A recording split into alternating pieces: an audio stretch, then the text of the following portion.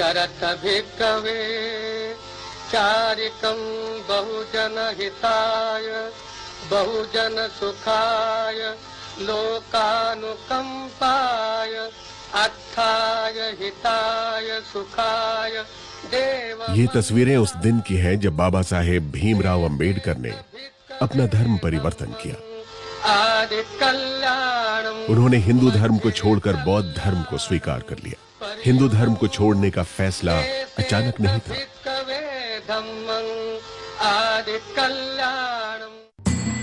1935 में ही अंबेडकर ने सार्वजनिक तौर पर यह घोषणा की थी कि उनका जन्म भले ही हिंदू धर्म में हुआ है, लेकिन उनकी मृत्यु एक हिंदू के रूप में नहीं होगी।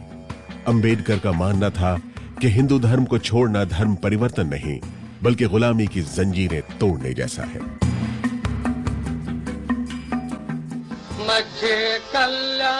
इसीलिए वो हिंदू धर्म को छोड़कर बुद्ध की शरण में चले गए। बुद्धं शरणं गच्छामि, बुद्धं शरणं गच्छामि, धम्मं शरणं गच्छामि। 1924 से लेके 1935 तक उन्होंने हिंदू धर्म में रहते हुए, हिंदू धर्म के परिसीमा में रहते हुए इस धर्म में बदलाव लाने का प्रयास किया।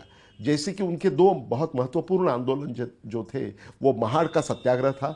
पानी के लिए, दलितों को पानी पीने का अधिकार पाने के लिए उन्होंने बहुत बड़ा आंदोलन छेड़ा था, वो पहला आंदोलन। उसके बाद में मंदिर प्रवेश का आंदोलन उन्होंने छेड़ा था। नासिक के कालाराम मंदिर के मंदिर प्रवेश के लिए उन्होंने बहुत बड़ा आंदोलन छेड़ा था। तो पहले 10 बरस तक हिंदू धर्म के परिसीमा में रहते हुए उन्होंने उस धर्म में सुधार लाने की कोशिश की। अंतिमतः जब 1935 में जब उनको ऐसे महसूस हुआ कि हिंदू धर्म बदल नहीं सकता है, ये जब उनका मानना हुआ, उनका जब उन्होंने निश्चय कर लिया कि अगर हिंदू धर्म को परिवर्तन लाने में अगर वो कामयाब नहीं हो सकते हैं तो हिंदू धर्म छोड़ के उसको बाहर जाना पड़ेगा। जिस नागपुर शहर में अंबेडकर ने हिंदुत्व का त्याग किया, उसी नागपुर शहर में राष्ट्रीय स्वयंसेवक संघ यानी आरएसएस का मुख्यालय है।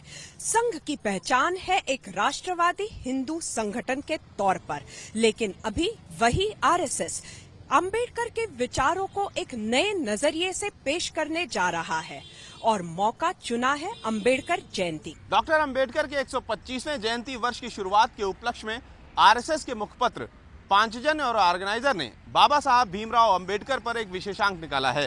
पांचजन के इस विशेषांक में डॉक्टर अंबेडकर के हिंदू धर्म छोड़ने की घटना को भी उनके राष्ट्रवाद का प्रमाण माना गया है। आरएसएस के मुखपत्र पांचजन्य में छपे एक लेख में लिखा है, अंबेडकर ने अपनी प्रतिज्ञा पूरी करने के लिए जानबूझकर भारत की मिट्टी में पैदा हुआ बौद्ध धर्म स्वीकारनीय माना। इस्लाम का तथा ईसाईयत का अनुगामित्व उन्होंने नहीं किया, कारण भारतीय भाव विश्व से दगा करना उन्हें सर्वथैव नामंजूर था। अंबेडकर ने हमेशा एक महान राष्ट्रभक्त के नाते काम किया है। जरूर उनके कुछ मुद्दे दलितों के बारे में थे, धर्मांतरण भी किया, लेकिन उसने कभी भी, डॉक्टर अंबेडकर जी ने देश के खिलाफ, समाज के खिलाफ बात नहीं कही। डॉक्टर अंबेडकर साहब को बहुत बड़ी ऑफर थी, आप ये धर्म में आइए, आप ये धर्म स्वीकारिए, लेकिन हिंदुत्व के नज़दीक एक बुद्ध धर्म है, उनको स्वीकार किया। तो हमेशा डॉक्टर अंबेडकर की विचारधारा हिंदुत्व की ओर ही रही है, क्योंकि हिंदू समाज से वो आए थे, लेकिन जो उनके ज़िंदगी में जो तूफान आ गया, जो हो गया, तो उससे धर्मांतर करना पड़ा।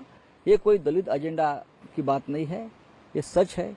डॉक्टर अंबेडकर जी और हम सभी लोग एक साथ रहे। बाबा साहब डॉक्टर भीमराव अंबेडकर जी ने जो ये मनुवादी ताकतें हैं, जो हिंदूवादी ताकतें हैं, जिसका प्रतिनिधित्व केवल और केवल भारतीय जनता पार्टी और आरएसएस करती है, उनके हमेशा खिलाफ रहे। और उन्हीं के कारण उन्होंने बहुत कोशिश की कि हिंदू धर्म में बदलाव हो जाए, हिंदू धर्म में जो रूढ़वादिता है वो ख़त्म हो जाए। और जब उनके पूरे प्रयास फेल हो गए तो उनको बाध्य होकर और बौद्ध धर्म स्वीकार करना पड़ा, ये सब लोग जानते हैं। आरएसएस और भारतीय जनता पार्टी इसका जवाब कोई नहीं दे सकती। इतना ही नहीं, बावजूद इसके कि खुद अंबेडकर ने हिंदू धर्म को छोड़ दिया, इस पत्रिका में छपे एक लेख में डॉक्टर अंबेडकर को घर वापसी का समर्थक बताने की कोशिश भी की गई। इस लेख में लिखा गया कि बंटवारे के हालात में डॉक्टर अंबेडकर ने हिंदू समाज को चेतावनी देते हुए कहा, मैं पाकिस्तान में फंसे वंचित समाज से कहना चाहता हूं कि उन्हें जो मिले उस मार्ग व साधन से हिंदुस्तान आ जाना चाहिए। दूसरी एक बात और कहना है कि पाकिस्तान व हैदराबाद की निजामी रियासत के मुसलमानों अथवा मुस्लिम लीग पर विश्वास रखने से वंचित समाज का नाश होगा। वंचित समाज में एक बात बुरी तरह घर कर गई है कि वो ये मानने लगा है कि हिंदू समाज अपना तिरस्कार करता है, इस कारण मुसलमान अपना मित्र है। पर यह आदत अत्यंत घातक है। जिन्हें जोर जबरदस्ती से पाकिस्तान अथवा हैदराबाद में इस्लाम की दीक्षा दी गई है, उन्हें मैं यह आश्वासन देता हूं कि कन्वर्जन करने के पूर्व उन्हें जो व्यवहार मिलता था, उसी प्रकार की बंधुत्व की भावना का व्यवहार अपने धर्म में वापस लौटने पर मिलेगा। नहीं, मुझे नहीं लगता है कि बाबा साहब ने कभी इस प्रकार की बात कही। मुझे बार बार मैं पढ़ा हूं जितना, और ये मेरा पर्सनल ओपिनियन है, मेरे अध्ययन के आधार पर मैं कह सकता हूं, बाबा साहब ने who were the Shudras and why they became so एक ऐसे लिखा, और उन्होंने लिखा who were Dalits and why they became so. इन सब के अंदर जो एनालिसिस आया है उसमें कहीं भी घर वापसी की बात नहीं है। और जबकि उन्होंने बड़े डंके की चोट पे कहा, यदि मैं हिंदू पैदा तो हुआ था लेकिन मैं हिंदू मरूंगा नहीं, तो इन शब्दों से मुझे लगता है एक साफ संदेश जाता है कि उन्होंने घर वापसी वाली बात जो है कम से कम लिखित रूप में नहीं कही। धर्म वापसी की जो नैरेटिव है, वह नैरेटिव का एक ही सार्थक अर्थ है कि जो लोग किसी बेबस होकर किसी भी कारण से, किसी परिस्थिति में, किसी भी काल में दूसरी आस्थाओं को स्वीकार कर लिए, वो यदि स्वेच्छा से अपनी आस्था में, अपनी जड़ों से जुड़ना चाहते हैं तो उन्हें सहज स्वीकार किया जाए। क्योंकि हिंदू धर्म में धर्म परिवर्तन की अवधारणा ही नहीं रही है। यह एक अपवाद स्वरूप, विशिष्ट रूप की अवधारणा है कि ऐसे स्वेच्छा से आने वाले लोगों को हिंदू समाज की संरचना रुकावट न बने। इससे पहले आरएसएस की तरफ से ऐसे खास संस्करण 2 ही बार निकाले गए हैं। एक बार आरएसएस के संस्थापक डॉक्टर हेडगेवार पर और दूसरी बार राम जन्मभूमि आंदोलन पर। ऐसे में सवाल ये उठ रहा है कि आखिर आरएसएस के इस अंबेडकर प्रेम की वजह क्या है। संघ की नज़र वोट पर नहीं, पीढ़ियों पर है, और भारत की पीढ़ियों में सामाजिक विभेद नहीं हो और अंबेडकर को समग्र रूप में भारत समझें, खंडित रूप में अंबेडकर को नहीं समझें, और अंबेडकर को समग्रता के साथ समाज में प्रस्तुत करने की जो एक अभियान संघ ने लिया है, वह बहुत ही परिणामकारी और दूरगामी परिवर्तन करने वाला साबित होगा। उसी का अंश है कि संघ के मुख्य पत्र पांचजन्य ऑर्गेनाइजर में अंबेडकर पर विशेषांक निकाला जा रहा है। उन विशेषांक की मांग बढ़ रही है और उस विशेषांक में अंबेडकर को एक समग्र रूप में समाज के सामने रखा जा रहा है। आरएसएस के मुताबिक अंबेडकर हिंदू धर्म के विरोधी नहीं थे, बल्कि उन्होंने हिंदू समाज को सुधारने की कोशिश की। हालांकि आजादी के बाद जब कानूनी मंत्री के तौर पर doctor Ambedkar Hindu code bill लाना चाहते थे, उस वक्त उनका सबसे ज्यादा विरोध हिंदूवादी संगठनों ने ही किया था। तब अंबेडकर को संविधान सभा में यह बयान देना पड़ा। अगर आप सभी हिंदू संस्कृति और हिंदू समाज की रक्षा करना चाहते हैं और उसे बचाना चाहते हैं, तो उसमें जो खामियां हैं उसे सुधारने में हिचकिचाइए मत। यह बिल उन हिस्सों का सुधार चाहता है जो बिगड़ गए, और इसके अतिरिक्त यह बिल और कुछ नहीं। अंबेडकर की सबसे बड़ी भूमिका रही है कि समाज में जो सामंतिक ताकत थी, जिन सामंतिक ताकतों ने धर्म की आड़ में हिंदू धर्म, हिंदू समाज को संकीर्ण बना दिया था, उसके खिलाफ वे आवाज बनकर उभरे। तात्कालिक कारणों से जो विरोध था, आज जो उनकी स्थिति है, दोनों में मौलिक अंतर है। अंबेडकर हिंदू धर्म के खिलाफ नहीं थे, उस सामंतिक ताकतों के कारण हिंदू धर्म की आलोचनात्मक टिप्पणी करते थे।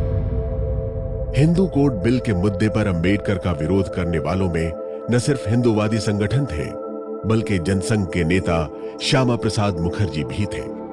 लेकिन अब राष्ट्रीय स्वयं सेवक संघ जैसा हिंदूवादी संगठन अंबेडकर के विचारों की तारीफ कर रहा है। इसीलिए आरएसएस की मंशा पर सवाल उठ रहे हैं।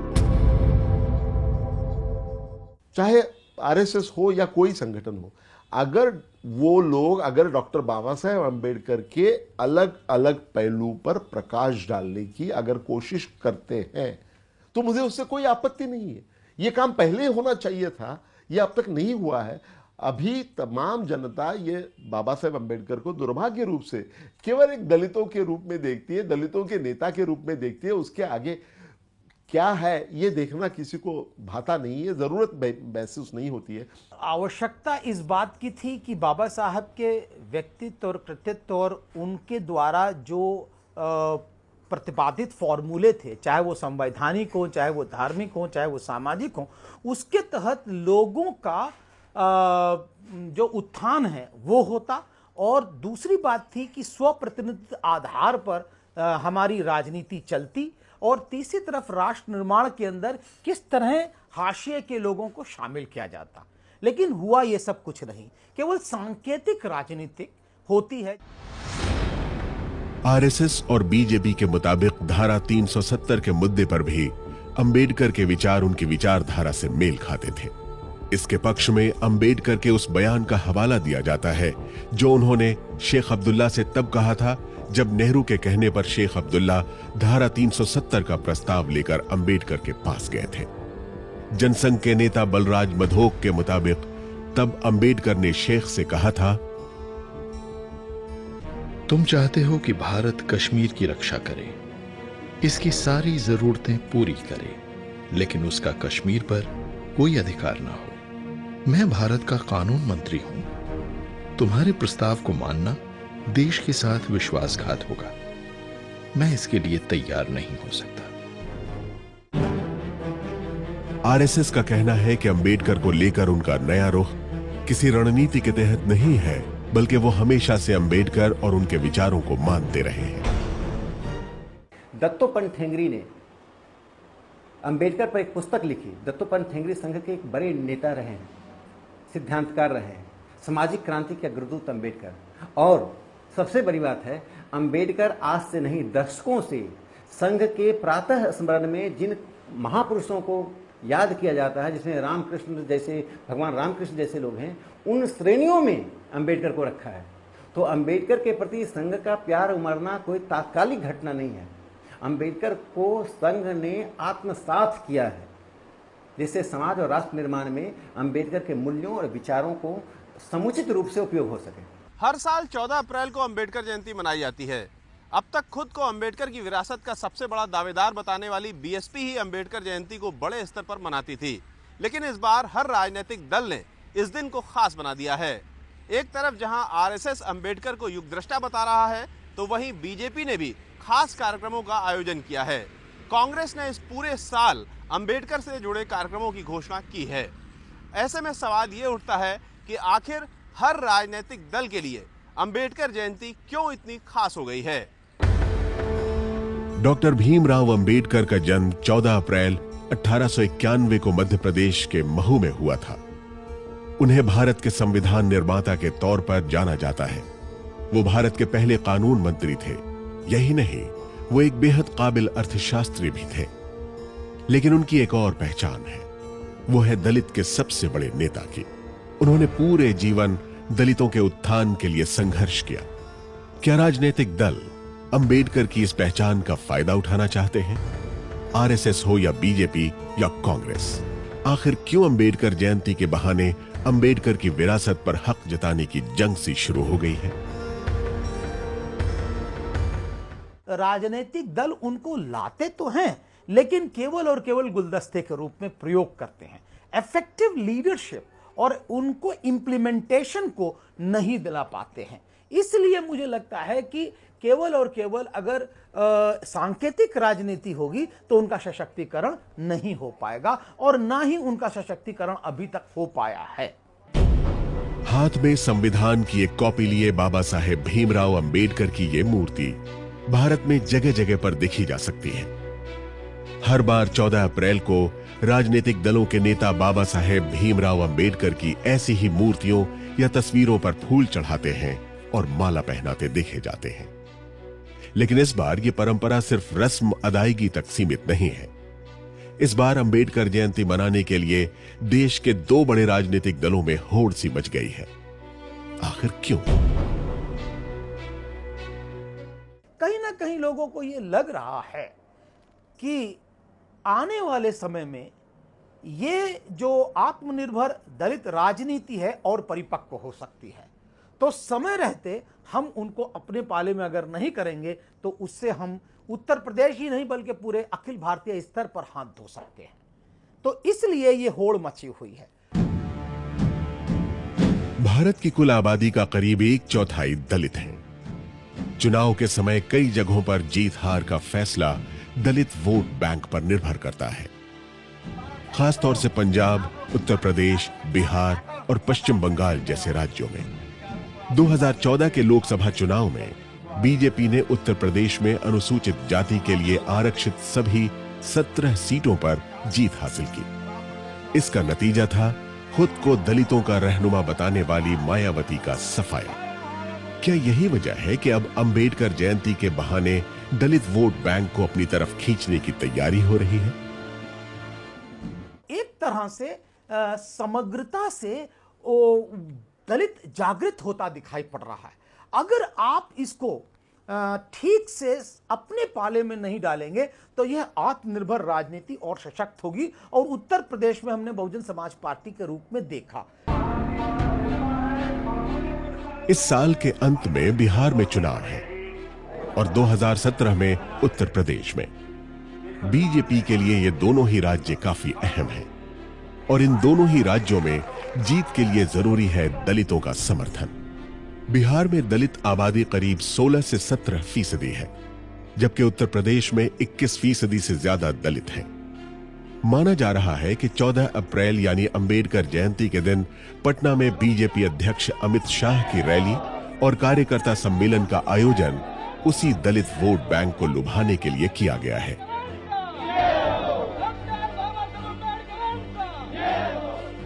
मुझे लगता है कि भारतीय जनता पार्टी लंबे समय से अंबेडकर के प्रति, उनकी विचारधारा के प्रति, उनके मूल्यों के प्रति, उनके संघर्ष के प्रति एक सौहार्द रूप में रही है।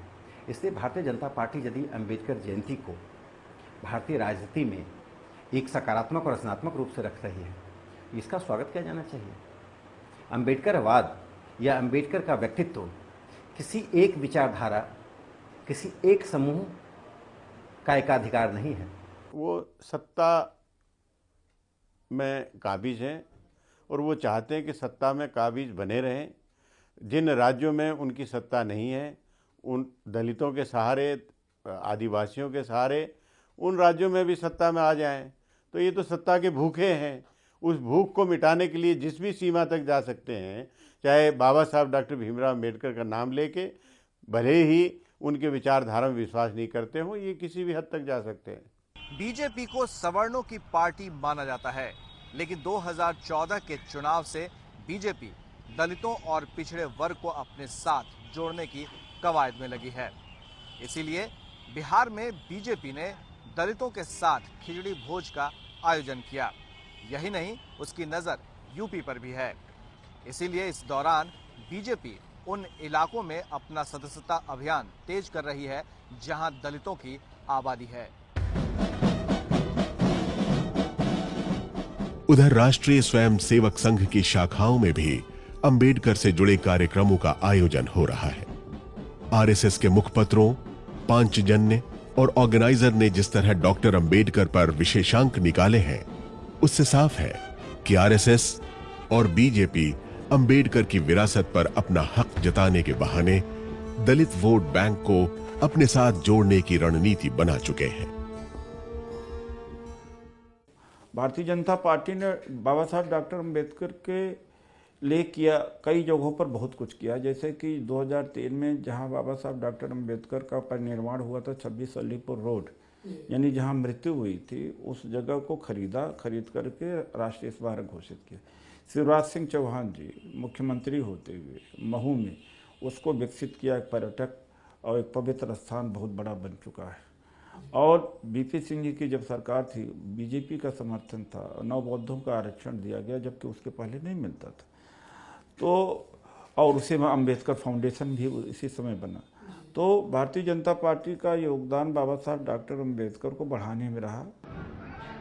कांशीराम और मायावती जैसे नेताओं ने अपनी राजनीति का आधार ही डॉक्टर अंबेडकर को बनाया है। मायावती ने अंबेडकर के नाम पर स्मारकों की लाइन लगा दी, अंबेडकर जयंती को जश्न की तरह मनाने की परंपरा शुरू की। अंबेडकर के नाम पर खुद को दलितों का शुभ चिंतक बताने की कोशिश की और उन्हें इसका फायदा भी मिला। लेकिन पिछले लोकसभा चुनाव में यूपी में बीएसपी को एक भी सीट नहीं मिली। क्या यही वजह है कि अब बाकी राजनीतिक दलों को लग रहा है कि अंबेडकर का नाम लेकर वो दलित वोटरों को अपनी तरफ खींच सकते हैं? जो दलित समुदाय है उसका आप संगठनात्मक उवाच देखिए, उसका जो दृढ़ता है जो दिखाई पड़ रही है, असर्शन दिखाई पड़ रही है। 7 प्रकार के वो आंदोलन चला रहे हैं, चाहे वो सामाजिक आंदोलन हो, चाहे वो धार्मिक आंदोलन हो, चाहे वो बामसेफ का नौकरियों के अंदर जो नौकरी पेशा लोग हैं, एम्प्लॉयज का आंदोलन हो, दलित साहित्य का आंदोलन हो, दलित एनजीओ का आंदोलन हो, दलित महिलाओं का आंदोलन हो और प्रवासी दलित भारतीयों का आंदोलन हो। ये जो एक तरह से सशक्तिकरण के रूप में वो दिखाई पड़ रहे हैं समूह को, उनको ये लगता है कि अब ये समय है कि उनको भी तरजीह दी जानी चाहिए। ये बहुत देर हो गई है, अगर हम ज़्यादा देर कर जाएंगे तो ये अपने स्वच्छंद प्रकृति के आधार पर दूसरे दलों के अंदर ये पैठ बना लेगा। इसलिए जरूरी है कि हम उसको आत्मसात करें।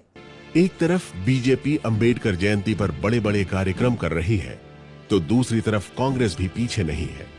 लोकसभा चुनावों के बाद से कई विधानसभा चुनावों में हार का सामना कर चुकी कांग्रेस अब अंबेडकर के बहाने अपनी राजनीतिक जमीन तलाश करने की कोशिश कर रही है। जितनी घटनाएं हुई हैं दलितों के खिलाफ, आज तक आरएसएस के या भारतीय जनता पार्टी के व्यक्ति ने कभी उसका विरोध किया हो, कभी दलितों का साथ दिया हो, एक भी केस दे के बता दें तो मैं समझता हूं कि दलित समाज के लोग जानते हैं कौन उनका असली हितैषी है और कौन बनावटी बात कर रहा है। आरएसएस और बीजेपी केवल और केवल बनावटी बात कर रहे हैं।